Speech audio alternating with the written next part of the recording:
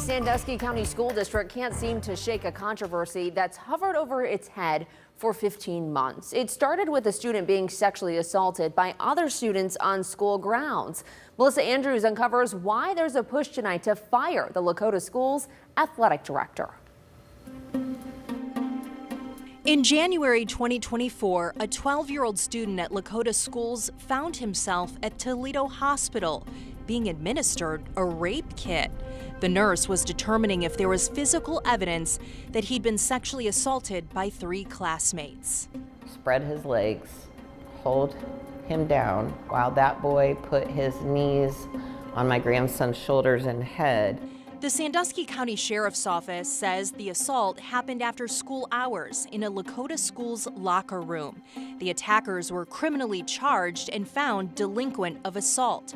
The harshest punishment for one of the kids was 10 days in juvenile detention. My grandson remembers 5 to 6 times of the pain before he blacked out. The boy's grandmother says she's been wondering this entire time.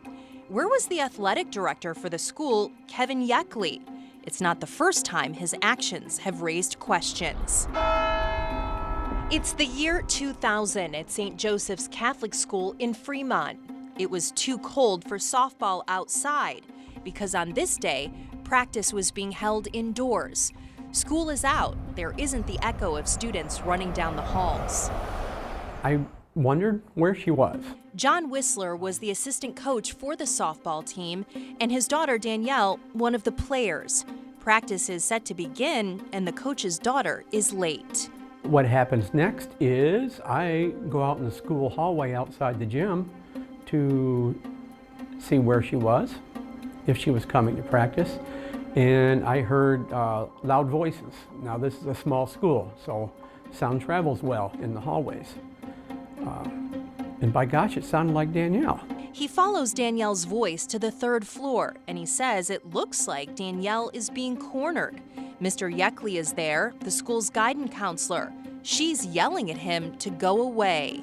Kevin Yeckley is standing near my daughter, and she's screaming at him, "Get away from me, get away from me."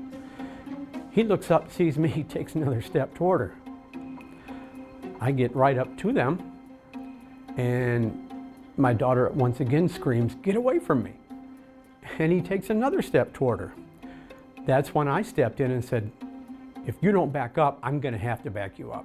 Whistler did not report the incident to the school, but his daughter Danielle corroborated his version of the events. He's speaking out now after learning of a pattern of Yeckley's behavior. Yeckley is described as having a larger-than-life persona. He would be involved in another questionable situation with a female student. It happened in 2010 and would cost Yeckley his teaching license. He stepped himself back from me a little bit while still holding on to me and looked at me and said, "I'm starting to have feelings for you." And I think that I was so confused. I was stunned at that time. Emily, at the time a student at St. Joseph, says she was in the basement of Yeckley's home in an unwelcome position on the receiving end of a prolonged hug. Yeckley had been paying her and other students to help out with his refurbishing business at his home. 11 Investigates obtained Yeckley's personnel report from his employer in 2010, Fremont City Schools. In that report, Yeckley told the Catholic Diocese, quote, "I was controlling myself well, the feelings I was having toward her, and I was controlling them, but they weren't going away," end quote. He later says to Emily he's sorry for not keeping his emotions in check. 11 Investigates asked Emily why she thinks Yeckley admitted to having feelings for her. No, it definitely wasn't said as a father figure. It was definitely said as I'm gonna test the boundaries. Yeckley accepted a 2-year ban of his teaching license from the State Board of Education, records show, for not maintaining professional boundaries with a student. He later applied for and had his teaching license reinstated by the state of Ohio. Looking back, Emily feels that encounter damaged trust.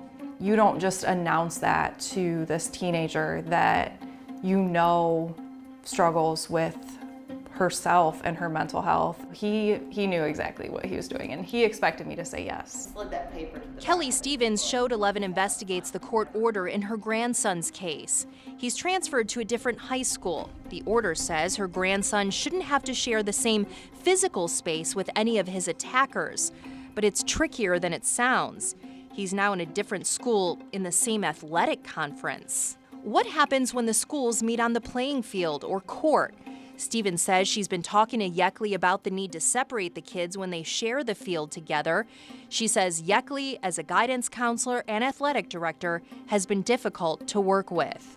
There's this ugly, vicious side that came out that I don't get scared. I was a correctional officer. I don't get scared. He made me very uncomfortable. And that led to Stevens circulating a petition to get Yeckley fired. It's received 800 signatures, but so far, Lakota school officials aren't budging, saying in a statement, quote, "At the time of his hiring, we were fully aware of all relevant facts, including the fact that the Ohio State Board of Education had reviewed a situation that occurred in 2010 and approved his teaching license. Mr. Yeckley initially served as a substitute teacher before being hired as our athletic coordinator from 2017 to 2019, during which he performed his duties effectively. In 2019, when a half-time guidance counselor position became available, Mr. Yeckley applied and was selected as the best candidate for the role." End quote. Yeckley did not reply to a request for an interview. Emily says that one encounter with the counselor she trusted has caused catastrophic damage. I think it has affected every single male relationship that I've had from that point on. For 11 Investigates, I'm Melissa Andrews.